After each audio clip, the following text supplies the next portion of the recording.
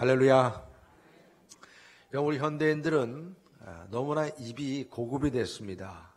인스턴트 음식이라든가 TV에 먹방이 이렇게 나와서 너무나 사람들이 이제 먹는 것, 또 마시는 것, 또 그 맛에 대한 감각이 탁월해져서 이제는 진짜로 순수하고 좋은 음식에 대한 그런 맛을 오히려 외면하게 된 것을 보게 됩니다. 우리 신앙생활도 같다고 생각이 돼요. 우리 믿음생활도 많은 사람들이 정말 입맛이 참된 신앙보다는 인스턴트같이 포장된 그런 신앙 형태에 너무 익숙해져 있다고 하는 것입니다. 그래서 십자가 은혜를 얘기하려 하면 많은 사람들이 이런 십자가의 진리와 도에 대해서 외면을 하고 오히려 십자가 없는 영광을 소원하고 있는 것을 보게 됩니다. 오늘날 많은 이 물질 문명이 주도하기 때문에 더더욱이 십자가는 미련한 것이 되었고 사람들에게는 특별한 관심이 없는 것으로 이젠 전락되고 있어요. 금부치가 조금 붙은 목걸이나 귀걸이는 조금 이제 인정은 받는데 그 정도로. 요즘에 저는 특목고 알파고가 생긴 줄 알았어요. 알파고가 인공지능이에요. 바둑 최고수, 세계적인 그 최고수인 이세돌을, 저는 그 이세돌도 사람 이름이더라고요. 그러니까 돌 그래가지고 바둑돌인가 보다. 근데 사실 유명하더라고요. 근데 여러분 그 유명한 최고수 이세돌이 인공지능인 특목고에게 졌습니다. 알파고에 졌어요.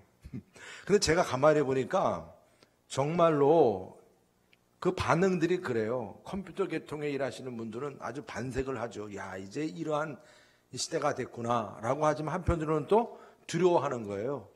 정말로 TV에서 보듯이 이젠 로봇가 우리를 지배하는 시대가 되는 거 아니냐.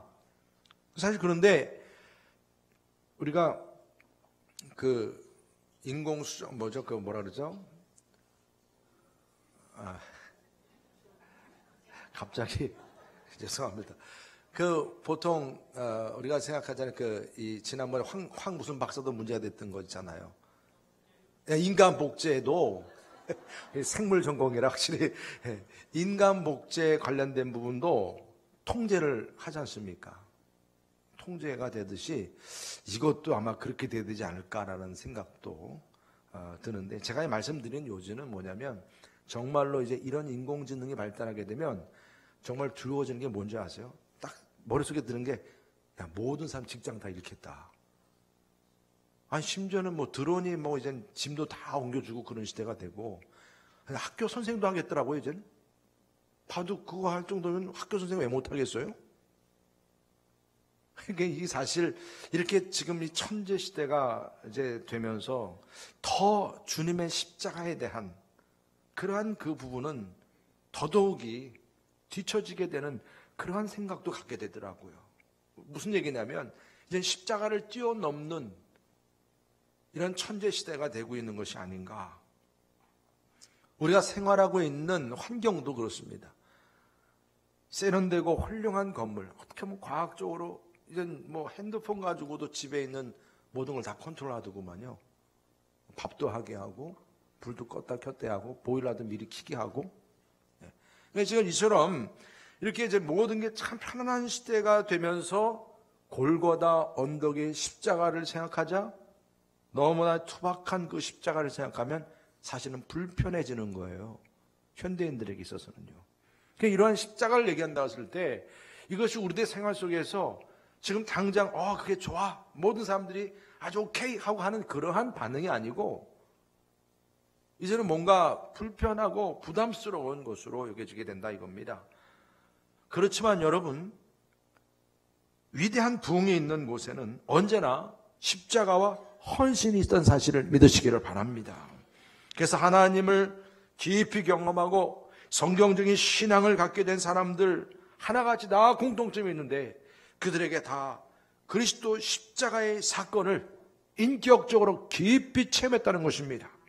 그래서 십자가를 깊이 체험하고 십자가의 군사로 살아가면서 옛사람이 예수 그리스도와 함께 십자가에 못 박는 삶을 살았다 이겁니다. 그래서 여러분, 우리는 이 십자가야말로 우리의 삶의 중심이고 복음의 핵심임을 믿으시기를 바랍니다. 이번 사순절을 맞이해서 특별히 사순절 특별 새벽기도를 우리가 시작하는 이제 가운데서 예수 그리스도와 함께 십자가에 못 박히는 삶을 결단할 수 있는 우리 모두가 되시기를 주의 이름으로 축복합니다. 우리가 예수님과 함께 십자가에 못 박는 그런 삶을 산다는 것은 무엇을 선포하는 것입니까? 첫 번째는 십자가는 죄에 대한 승리를 선포하는 줄 믿으시기 바랍니다. 죄에 대한 승리를 선포하는 거예요. 오늘 말씀 속에서 보면 6절, 7절 다 같이 한번 읽어보겠습니다. 6절, 7절입니다. 시작. 우리가 알거니와 우리의 옛사람이 예수와 함께 십자가에 못 박힌 것은 죄의 몸이 죽어 다시는 우리가 죄에게 종노릇하지 아니하려 함이니 이는 죽은 자가 죄에서 벗어나 의롭다 하심을 얻었습니다. 아멘. 여러분, 십자가의 진리, 이 진리가 마치 나무 뿌리처럼 말입니다. 그 나무의 생존에 아주 중요한 근원이 뿌리인 것처럼 우리 신앙인들에게 있어서도 바로 이 십자가야말로 우리 신앙의 뿌리가 됨을 믿으시기를 바랍니다. 그래서 우리 영적인 삶을 위해서 예수 그리스도의 십자가와 그 죽음에 깊이 뿌리 내려야 한다는 것입니다. 그럴 때 우리의 죄가 죽고 죄에서 승리하게 된다는 것입니다. 예수 그리스도의 십자가에서 우리는 그 아담 때부터 내려왔던 생명이 있어요. 그 생명은 하나님께 죄를 범한 그러한 부패된 생명이에요. 모든 사람이 죄를 범하였으며 하나님 영광에 이르지 못하는 그런 원죄를 가지고 유전되어 내려온 그 생명입니다. 썩어져 있는 삶이에요. 나 스스로 이것을 깨끗게 할 수 없는, 아무리 내가 어떤 노력을 하더라도 이런 죄를 청산할 수 없는 이런 우리의 죄가 십자가에서 못 박히고 십자가에서 해결되는 은혜가 주어짐을 믿으시기를 바랍니다. 그 타락한 우리 인간 스스로 우리가 이러한 생명력을 제대로 다시 회복시키기가 너무 어려운 것입니다. 그래서 십자가의 능력이 우리에게 필요한 것입니다. 여러분, 다시 한번 우리 예수 그리스도와 함께 십자가에 내가 못 박혔음을 선포하시기를 축복합니다. 우리가 사순절을 맞이하면서 다시 한번 예수 그리스도의 십자가의 죽음에 내가 동참하겠다고, 십자가의 그 죽음과 함께 예수님께서 장사 지낸 바대처럼 된 것처럼 우리들의 죄도 장사되었음을 선포하시기를 바랍니다. 이제 끝났다고 선포하시기를 바랍니다. 여러분, 예수 그리스도께서 부활하심으로 내가 새로운 사람으로 다시 부활되었다는 거예요. 내가 해결하지 못했던 죄의 문제는 이젠 해결받고 주님 안에서 새 사람으로 내가 이젠 변화가 되었다고 여러분들이 선포하시기를 바랍니다. 아담으로부터 계속 내려왔던 인생은 연약한 인생이요, 죄악된 인생이요, 흔들리는 거, 조금만 문제가 있으면 흔들리는 인생이요, 이러한 옛사람이 십자가와 함께 죽음으로 인해서 우리 주님과 함께 새 사람으로 이제 살아났음을 선포할 수 있기를 축복합니다. 그리고 또 한 가지는 십자가는 세상에 대한 승리를 선포하는 것임을 믿으시기 바랍니다. 갈라디아서 6장 14절 말씀 다 같이 한번 읽어보겠습니다. 갈라디아서 6장 14절 시작. 그러나 내게는 우리 주 예수 그리스도의 십자가 외에 결코 자랑할 것이 없으니 그리스도로 말미암아 세상이 나를 대하여 십자가에 못 박히고 내가 또한 세상을 대하여 그러하리라. 아멘. 여러분, 그리스도로 말미암아 세상이 나를 대하여 십자가에 못 박혔다는 것입니다. 우리가 예수 그리스도와 함께 십자가에 이제 못 박혔다고 하는 것은 죄에 대해서만이 아니라 세상에 대해서도 십자가에 못 박히는 것을 의미하는 것임을 믿으시기를 바랍니다. 여러분, 세상이 죽는다는 거예요, 십자가에서. 이거 생각해 보면, 아니 세상이 죽으면 어떡하나? 내가 이 세상에서 얼마나 내가 최선을 다해서 노력해서 지금 이 세상에서 내가 이룬 업적이 얼마나 큰데, 내가 이를 위해서 얼마나 공부도 했는데, 이런 취직하려고 얼마나 애썼는데, 내가 승진하려고 얼마나 애썼는데, 그래서 얼마나 나름대로 이렇게 풍요로운 가정을 이루고 삶을 이루고 내 나름대로의 바운더리가 그래도 아름답게 꾸며져 있는 이 세상인데, 이 세상을 십자가에 못 박으라니 이거 아까운 거 아닙니까? 이런 세상을 십자가에 못 박고 그럼 나는 어디로 가라는 것입니까? 이거 그러면 문제가 되는 거 아닙니까? 비참해지는 거 아닙니까? 그게 아니라는 것입니다. 여러분, 이 세상을 십자가에 못 박으라고 하는 것은 이 세상이 오히려 내게 주어질 하늘의 복을 가리고 또 하늘로부터 주어지는 그런 축복을 가로막았던 것이기 때문에 그 세상을 못 박으라는 것입니다. 그러면 여러분, 세상을 못 박으면 어떡하라고요? 하나님께서 또 다른 세상을 보여주신다는 것입니다. 여러분, 그 다른 세상이 바로 하나님의 나라임을 믿으시기 바랍니다. 천국이에요. 예수님께서는요, 그 예루살렘을 향해서 말씀을 가르치시고 병 고치시고 많은 일을 이루시면서 그 예수님께서 십자가 그 길로 가시면서 주신 말씀 하나하나가 다 이 세상에 대한 것이 아니라 하나님의 나라에 대한 메시지를 주셨습니다. 우리가 이 세상을 십자가에 못 박으면 바로 우리에게 주어진 하나님의 나라가 우리에게 주어짐을 믿으시길 바랍니다. 세상과 분리되는 고통 물론 있어요. 여러분, 이 세상을 무조건 우리가 부정적으로 생각하자는 게 아닙니다. 분별하자는 거예요. 이 세상과 하나님의 나라를 분별하자는 것입니다. 이 분별력이 십자가 안에서 주어진다는 것입니다. 그러지 못하니까 이 세상에 빠져서 헤어나지 못하는 거예요. 여러분, 우리는 이 세상 속에서 내가 조금 똑똑하고 잘 나가니까 또 가지고 있으니까 그것 가지고 어렵고 불쌍한 사람 내가 도와줘야지, 또 이렇게 돌봐줘야지, 여러분 그런 거 많이 합니다만은, 여러분 이 세상 안에서 내가 이루는 일이라고 하는 것은 한계가 있는 거예요. 그러나 이런 세상을 십자가에 못 박으니까 여러분 천국이 눈에 보이는 것입니다. 하나님의 나라가 내게 주어지는 것입니다. 그러니까 이 세상을 볼 수 있는 눈이 달리 보이는 것입니다. 여러분, 내가 이웃을 바라보는 눈도 달리 보이는 것이고요. 내가 도와줘야 될 사람들을 내가 돕는 손길도 달라지는 거고요.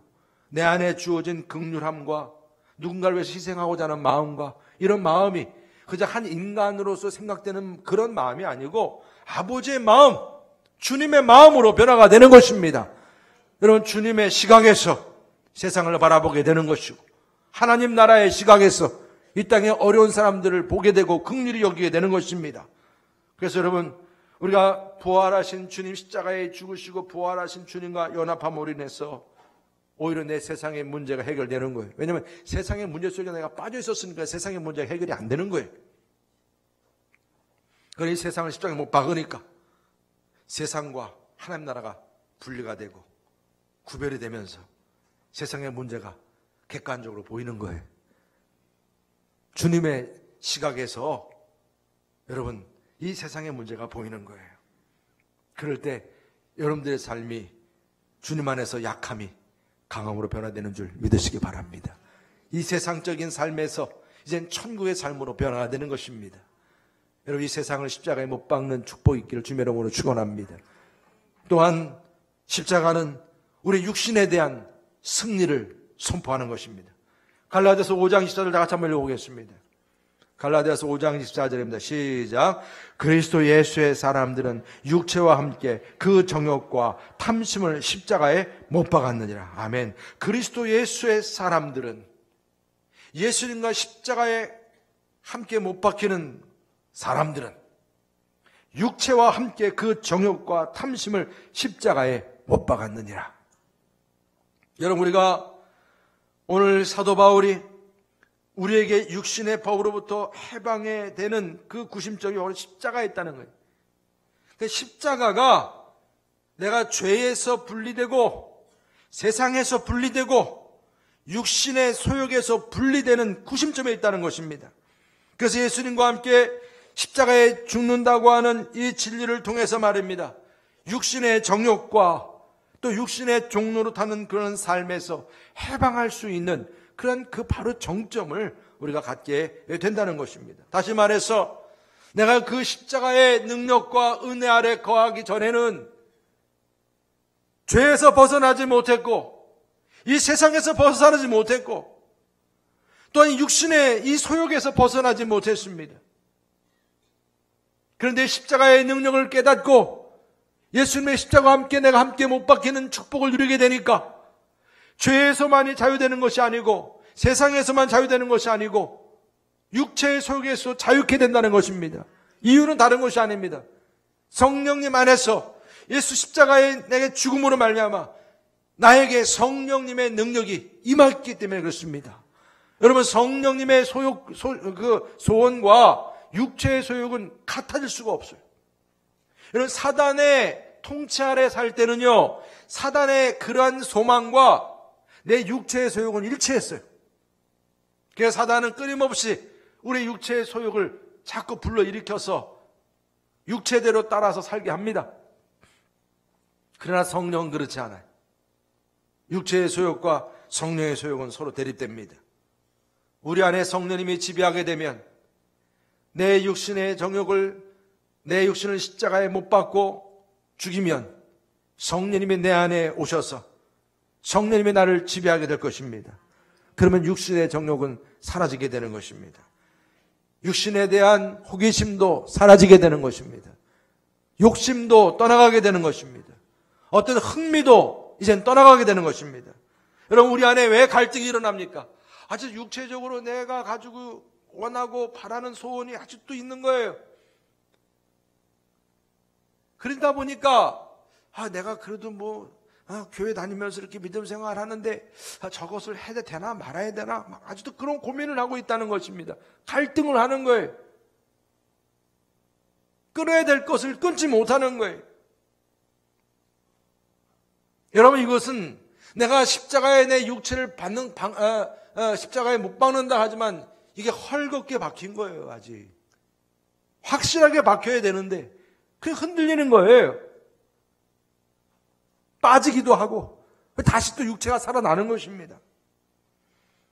여러분, 우리가 내 안에 뜻을 정한 인생처럼 더 이상 이 육신적인 어떤 정욕의 문제가 이게 솟아나지 말아야 되는데 계속 갈등이 일어나고 흔들리고 기웃거리고 좌로나 우로나 치우치고 이런다 이겁니다. 근데 우리는 이제 이 육체를 십자가에 못 박는다. 할렐루야. 아주 완전히 못 박아야 돼. 할렐루야. 대개 육신의 문제는 먹고 마시는 문제가 많이 관련되어 있어요.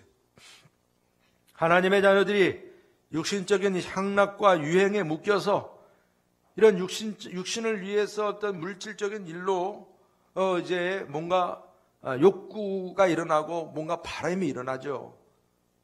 그럴 때 그것이 안 되면 금방 불평하고 불만하고 짜증내고 욕하고 화내고 이스라엘 백성들이 광야에서 출애굽하고 기쁨과 축복을 같이 찬양하고 크게 신나하다가 잠깐 며칠 동안 물을 먹을 수 없게 되니까 금방 화내고 짜증내고 불평낸 것처럼 말입니다. 여러분, 우리가 주님의 이름을 더럽히는 일을 더 이상 하지 말아야 하는데 하나님의 자녀로서 여전히 우리의 삶 속에서 끊임없이 솟아오르는 이런 육체의 소욕과 정욕이 끊임없다는 것입니다. 여러분, 우리가 십자가에 못 박는다고 하는 것은 이런 육체적인 부분까지 다 못을 받고 승리하는 것임을 믿으시길 바랍니다. 나쁜 버릇이 무엇인지, 나쁜 습관이 무엇인지, 먹지 말아야 될 것이 무엇인지, 여러분, 요즘에 보면 TV에서도 무슨 사고 나고 누구 죽이고 했다 그러면 다 인터뷰를 하거나 이렇게 조사하면 술 먹어서 정신이 없었어요. 여러분, 먹지 말아야 될 것을 너무 먹으니까 그런 일도 벌어지고, 마약 사범 한번 걸려들면 그 마약 그 양이 엄청난 사람들을 먹이는 양이에요. 아니, 얼마나 사람들이 많이 먹길래 그래요? 그러니까 여러분, 이처럼 우리의 육체의 소욕에 있어서 우리가 바라는 어떤 육체의 소욕들이 이렇게 많아요. 이런 모든 것들을 다 십자가에 못 박는다는 것은 여러분, 단순히 제가 좀 영적인 차원만 말씀드린 게 아니라 여러분들이 일상생활 속에서 꿈틀대고 있는 모든 육체의 소욕들을 다 못 박으라는 것입니다. 그런 승리가 바로 이 십자가 안에서 주어짐을 믿으시기를 바랍니다. 여러분, 마지막으로 이 십자가는 사단에 대한 승리를 선포하는 것임을 믿으시기를 바랍니다. 여러분, 우리가 이 십자가 하면 죄에 대한 승리요, 세상에 대한 승리요, 육체에 대한 승리요, 사단에 대한 승리를 믿으시기 바랍니다. 여러분, 분이 창세기 3장 15절에도 말씀하셨어요. 여자의 후손이 뱀의 머리를 칠 것이라.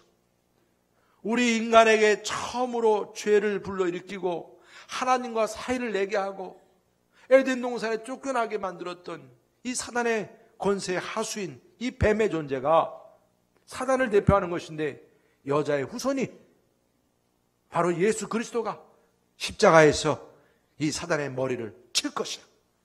여러분, 십자가에서 처음에는 십자가에 못 박힐 때 예수님이 이제는 끝나는 줄 알았죠. 사단의 권세들은 좋아가지고 서로 축배를 들었는지 모르지만 십자가에서 못을 박히고 예수님께 숨을 거두는 순간 사단의 권세는 모두가 다 패배하게 된 줄 믿으시기를 바랍니다. 여러분, 십자가는 이 세상에 대한 심판이라 했습니다. 요한복음 12장 31절 30절 다 같이 한번 읽어보겠습니다. 31절 31절 시작. 이제 이 세상에 대한 심판이 이르렀으니 임금이 쫓겨나리라. 내가 제 땅에서 들리면 모든 사람을 내게로 이끌겠노라 하시니 아멘. 여러분, 이 세상의 심판은 십자가의 심판이에요. 여러분, 십자가를 통해서 나의 모든 죄가 떠나가고 세상적인 것들이 떠나가고 내 모든 육체의 속이 떠나가지만 사단의 권세가 떠나간다. 임금, 세상 임금이 쫓겨난다는 것입니다. 할렐루야. 여러분, 우리가 예수님을 알지 못하고 십자가를 알지 못했을 때는요, 사단의 권세가 나와 짝하고 살았기 때문에 사단이 내 삶을 주관했습니다. 나를 다스렸습니다. 그러나 우리가 이제 예수님을 알고 예수님을 나의 구주로 영접하는 순간 예수님의 십자가가 내게 임한 줄 믿으시기 바랍니다. 성령님이 내게 임한 것입니다. 그래서 우리는 예수님의 십자가의 능력을 누리게 된 줄 믿으시길 바랍니다. 그래서 우리는 이 승리하신 예수 그리스도와 한 영이 된 것입니다. 한 영, 하나가 된 것입니다. 그래서 우리는 예수 그리스도의 십자가를 통하여 악한 영의 권세를 물리치게 된 줄 믿으시길 바랍니다. 세상 임금이 떠나갔다 그랬어요. 떠나갔다. 여러분, 우리의 생활 속에서도 이것을 믿으면 이런 세상 임금이 주관하려고 하는 이런 모든 육체적인 것들이 내 안에 더 이상 꼼짝하지 못하도록 여러분들이 십자가의 능력으로 그런 모든 세상적인 것들을 물리칠 수 있기를 주님의 이름으로 축복합니다. 여러분, 이처럼 이 십자가는 단순히 우리에게 있어서 구원의 그런 사건인데, 그 구원의 사건인 것이 이처럼 구체적으로 주어진 거예요. 죄에 대해서 승리한 거, 또 이런 세상을 이기고 육체적인 악한 습관도 끊고 이겨내고 못을 박아내고 장사 지낸 바 되고, 그 사단의 권세를 물리치고 세상 임금을 물리치고, 우리가 그렇게 부러워하고 있던 세상적인 모든 임금 관련된 것들을 다 이젠 물리치고 말입니다.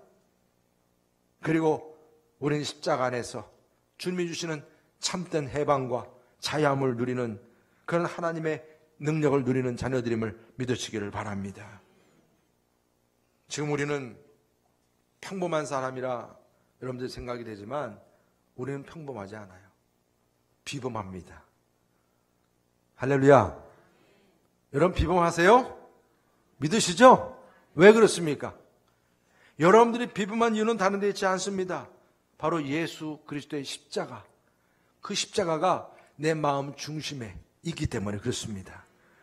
여러분, 귀걸이로 있는 게 아니고 목걸이로 있는 게 아니고 그 십자가가 내게 능력이 되어서 죄도 이겨내고 모든 이 세상의 것들도 이겨내고 육체의 소욕도 이겨내고 사단의 권세도 이겨낸다는 것입니다. 여러분, 이러한 능력을 우리의 가슴에 품고 산다면 이것이야말로 비범한 삶을 살아가는 것 아니겠습니까? 이런 십자가를 통해서 이제 이처럼 나의 모든 죄와 육체와 세상과 사단과 싸워 승리하는 이런 비상한 비범한 그런 생애가 저와 여러분들에게서 주어지기를 주님의 이름으로 축복합니다. 그래서 우리는 살아가면서 내 마음 중심에서 끊임없이 고백이 되어지는 십자가에 대한 사랑, 십자가에 대한 고백이 떠나지 않아야 합니다. 그 십자가가 능력이기 때문에 그렇습니다. 우리의 사순절을 우리가 맞이하면서 항상 주님의 십자가를 묵상하게 되는데, 이번 특별 새벽기도를 통해서 더더욱이 우리가 이 누가복음의 말씀을 묵상해 가면서 예수님의 십자가의 능력을 덧입을 수 있기를 주님의 이름으로 축복합니다. 여러분, 우리 믿음의 선배들은 이 십자가의 능력 안에서 순교까지 하였습니다. 여러분, 순교자의 그 목숨까지도 내어놓을 정도의 그러한 능력이 바로 십자가의 능력에서 주어진 것입니다. 일제시대 때나 공산주의 시대 때나 손양원 목사님이나 또 주기철 목사님이나 그 밖에 많은 분들이 그 십자가의 능력으로 이겨낸 것입니다. 제가 얼마 전에 여러분들에게 소개했던 귀향의 이야기의 그 위안부 이야기처럼 말입니다. 일제시대 때 많은 분들이 희생을 당했는데, 요즘에 동주라는 영화가 나오지 않습니까? 그 영화에서도 윤동주라고 하는 그 시인도 마찬가지로 이 일제시대 때 희생양이 민족적인 아픔을 품고 이 십자가를 지키며 차가운 일본 감옥에서 정말 그 시인의 고백처럼 십자가의 피를 흘리면서 죽어간 그런 윤동주 시인입니다.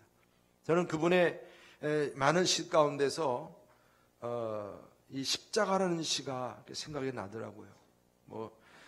사실 믿지 않는 사람들 입장에서는 이 십자가라는 시가 크게 와닿지 않을 거예요.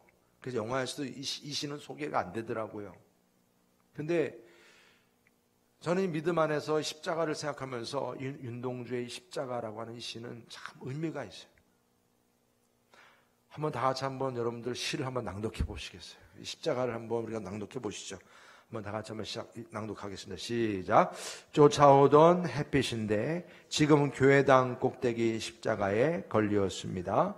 첨탑이 저렇게도 높은데 어떻게 올라갈 수 있을까요?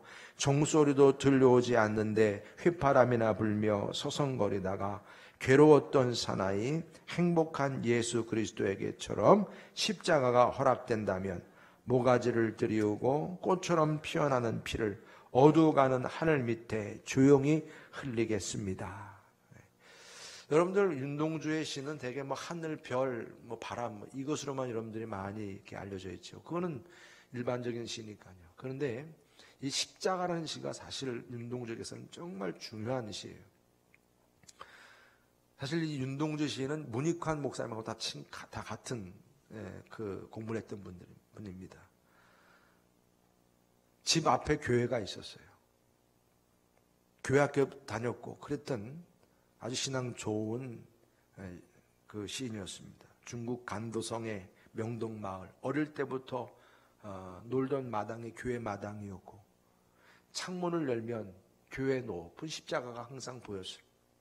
지금 이 시가 바로 그 십자가를 바라볼 때 그 지나가는 태양빛을 보면서 지금 그려지는 시예요.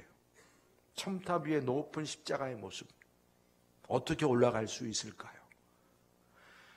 그 십자가를 어떻게 따라갈 수 있을까요? 여러분, 지금 이 윤동주 시인이 솔직하게 고백한 내용이죠. 지금 이렇게 암울한 이 시대에 누가 이 십자가를 질 수 있겠는가? 심지어는 예수님의 제자들도 예수님께서 가시는 십자가의 길을 함께하지 못하고 도망갔어요. 정말 역사적인 의미가 포함된 내용이에요. 십자가가 너무 높아서 제자들처럼 따르기가 너무 어렵기만 한 십자가. 정작 십자가를 바치고 있는 그 첨탑, 저렇게 높은데 종소리는 들리지 않아요. 종이 있는데 종소리가 들리지 않아요. 신사참배와 전쟁을 강요하는 시대요. 1940년대 그때 때입니다. 바로 위안부들을 막 착출할 때 교회는 더 이상 희망의 종소리가 나지 않아요. 시대를 깨우는 종소리가 아니라 오히려 교회도 이 친일 행동을 서슴지 않았어요. 그래서 여러분들 아시다시피 이미 어르신들은 교회 옛날 다니시던 분들 예배 드리기 전에 뭐 했어요? 예배 드리기 전에 다 기억이 안 나시고 다 신사참배를 하고 예배를 드렸잖아요. 그래서 저쪽 요배를 하고 동방요배라고 그러죠. 먼저 요배를 묵상하면서 요배하고 예배를 드렸어요. 그 여러분들 요즘 예배 묵도의 기원이에요. 그 묵도라고 하는 것은 가급적이지 않아요. 예배학적으로 안 하게 합니다.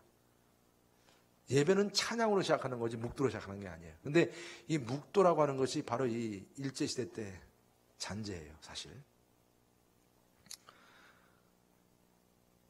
이렇게 교회부터도 다 친일 행동을 서슴지 않았던 것이고, 많은 목사가 신사참배를 했고, 아마 뭐 누구든지 그때 시대 살았으면 그러지 않을 수 없었을 것이다 그럴 거죠. 심지어는 헌금을 모아서 가미가제 이런 자살로 비행기 날아다니는 그 비행기를 갖다 바쳤다고 그래요. 이게 사실 참 안타까운 일이에요. 이런 일들이. 일부 개신교 지도자들 지금 일본의 그 신궁에서 신사 참배하는 것까지 하고, 사실 이러한 그 그림을 생각해 보면서 십자가 앞에서 윤동주 자신이기도 하면서 신자라고 할 수가 있는 모습이 나타납니다. 휘파람이나 불며 서성거리고 있는 사나이, 괴로워하는 사나이. 부패한 교회에서 예언자적 지성과 깨우침을 잃어버리고 이 시대를 향한 종소리를 내지 못하는 거예요. 그 탑 위에 높이 십자가는 있지만 십자가는 능력을 잃어버렸어요. 무력한 형상이고 액세서리에 불과하다는 것입니다. 여러분, 지금도 교회마다 십자가가 없어서 문제입니까? 십자가는 많이 있지만은 정작 그 십자가의 본질은 사라지고 방황하는 영혼들, 성도들이 휘파람만 불면서 서성거리고 괴로워하고 있는 그 모습을 우리가 그려보게 되는 것입니다. 요즘에 여러분들 가나안 성도라고 제가 여러분들에게 말씀드렸었죠. 가나안 성도가 어떤 성도라 그랬죠? 거꾸로 하면 성도는 성도인데 뭐 하는 성도예요? 안 나가 성도예요. 왜 부담되게 매일같이 이렇게 뭐 나오라 뭐 하라 뭐 이렇게 부담될 교회를 가서 그렇게 꼭 그렇게 다녀야 되냐? 클릭만 하면은 인터넷에 다 예배 나오고 설교도 나오고 거기다 필요에 따라서는 필요하면 헌금도 뿅 던지면 되는 거고. 안 나가 성도. 이제는 방황하는 영혼들입니다. 여러분, 지금 나중에는 윤동주가 일본 감옥에 갇혀서 이름 모를 주사, 이게 생체 실험 주사 아니겠습니까? 이름 모를 주사를 맞으면서 무력하게 생을 마치게 됩니다. 불의한 폭력자 앞에서 무력하게 쓰러져 죽어가는 이 윤동주의 삶은 무력한 십자가 주변을 서성거리다가 죽는 한국인의 대표적인 모습이 아니겠는가? 아울러서 이것이 지금 현재 십자가는 많이 있어도 십자가의 능력을 누리지 못하고 그저 교회 주변이나 배회하고 방황하고 있는 영혼들이 아니겠는가? 모가지를 들이우고 꽃처럼 피어나는 피를 어두워가는 하늘 밑에서 조용히 흘리게 될 것이다. 여러분, 지금 우리는 많은 죽어가는 영혼들을 보게 되면서 그들이 영양실조에 걸려있고, 여러분, 교회는 많아도 영적인 영양실조에 걸려있고, 여러분, 안매장되어 있는 어린 아이들을 생각해 보게 돼요. 이런 현실을 보게 됩니다. 여러분, 십자가가 허락된다면 예수님의 십자가와 함께 못 박히는 그런 담대함, 어떤 상황과 시대에도 불구하고 예수님의 십자가와 함께 못 박힐 수 있는 담대함이 다시금 회복될 수 있는 그 십자가의 능력이 이 시대에서 다시 회복될 수 있는 우리 모두가 되시기를 주님의 이름으로 축복합니다. 내가 십자가를 지고 간다, 십자가를 지고 간다고 찬양하는 것이 말입니다. 그냥 그것이 그냥 찬양하는 것으로만 끝나는 것이 아니라, 이렇게 말로만 끝나는 것이 아니라 우리의 삶 속에서 정말 십자가를 지고 가는 삶으로 혈단이 되어야 한다는 것입니다. 여러분들 일상적인 생활 속에 내가 설거지도 하고 청소도 하고, 우리 교회 안에서도 마찬가지. 정말 구체적으로 내가 교회를 위해서 내가 헌신하고 봉사하고, 아멘을 안 하시고 다시 처음부터 다시 설거지도 하고 청소도 하고 봉사도 하고 내 자존심도 내려놓고 여러분 누가 뭐라고 그럴지라도 내가 주님을 위해서 내가 헌신하고자 하는 마음으로 나아가고 영혼 구원을 위해서 내가 열심히 전도도 하고 할렐루야. 여러분 이런 모든 일들이 주님 내가 십자가에 내 자신을 못 박은 자가 보일 수 있는 십자가의 능력이 아니겠습니까? 다시 한번 예수님의 십자가와 함께 못 박히는 담대함과 이 능력이 우리의 삶 속에서 우리 교회 안에서 회복될 수 있기를 주의 이름으로 축복합니다. 죄에 대해서 죽고 세상에 대해서 죽고 또한 육체에 대해서 죽고 사단의 세력이 죽는 능력, 이 능력이 우리의 삶 속에서도 나타나야 한다는 것입니다. 이번 특별 새벽 기도를 통해서도 이와 같은 십자가의 능력이 우리 삶 속에서 다시 회복될 수 있기를 주의 이름으로 축복합니다. 여러분 항상 시간은 남아있는 게 아니에요. 때가 있는 것입니다. 내가 주님 안에서 능력을 받고 변화가 되고 하나님의 귀한 사명 감당하는 그 때가 있는 것입니다. 십자가의 능력으로 더럽고 추악하며 어리석은 죄성과 유체의 정욕과 세상의 자랑과 이런 사단의 세력이 내 몸에서 떠나가는 역사가 바로 이번 이 사순절 특별 새벽기도 동안에 이런 십자가를 묵상하면서 그 십자가의 능력 안에서 주어지는 역사가 있기를 주의 이름으로 축복합니다. 잔마귀도 떠나가고요. 일상생활 속에 너무 복잡한 삶도 좀 떠나가고요. 정리 좀 하고 그래서 오로지 내가 이제 주님 이번 사순절 특별 새벽기 동안에 새벽 예배에 집중하게 해주시고 이 일을 통해서 십자가의 능력이 내게 회복되게 해 주옵소서. 여러분 이번 시간 동안에 이러한 능력이 다시금 회복되어서 우리 십정교회가 주님의 십자가의 능력을 만방에 드러낼 수 있는 우리 십정교회가 되시기를 주님의 이름으로 축복합니다.